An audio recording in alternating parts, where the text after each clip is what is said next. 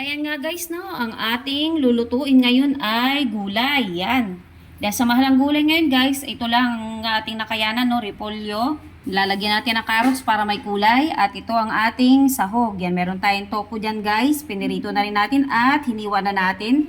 At ayan guys, ang ating pampalasa. So para siyang chop suey ang gagawin natin, no. Pero yan lang ang ating mga sangkap sa ating gulay. Yan, bawang lang guys at wala tayong sibuyas. Okay na yan. Meron naman tayong mga pampalasa dyan. May hipon na cubes tayo guys. Paminta. Yung ating oyster at yung seasoning, no?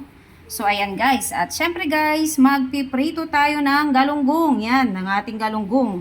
Dahil sa 1 kilo ang binili natin guys, yung kalahati gagawin nating adobong galunggong. So, ayan guys, iluluto din natin yan guys. Yan, ang ating tanghalian ngayon. At syempre guys, pag may natira dyan, yan na rin guys ang ating hapunan mamayang gabi.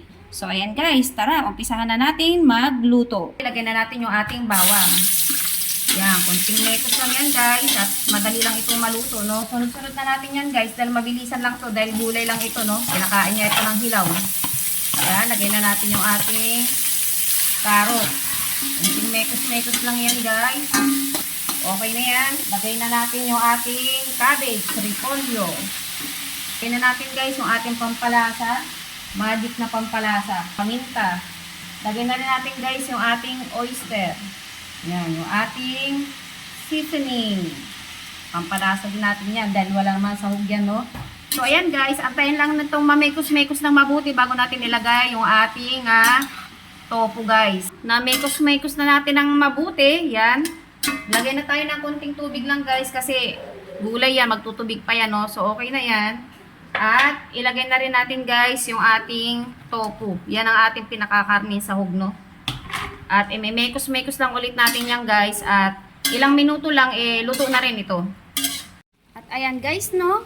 Luto na ang ating gulay with tofu. Ayan. So para siyang chop suey guys. Ayan guys, no? Nagpiprito na tayo ng galunggong. So napakasarap ng pritong galunggong guys. Bagay na bagay sa ating gulay. Ayan guys. Crispy na yung kabila. Yan, baliktarin na natin. Sarap nito kasi crispy guys. Oh. Ayan, ingat lang tayo kasi tumatalipit siya. Luto na ang ating ulam, yung ating galunggong na adobo sa tuyo. At ang pritong galunggong. At syempre, yung ating mixed vegetable na gulay na may tofu. So, ayan guys, ang ating tanghalian ngayon.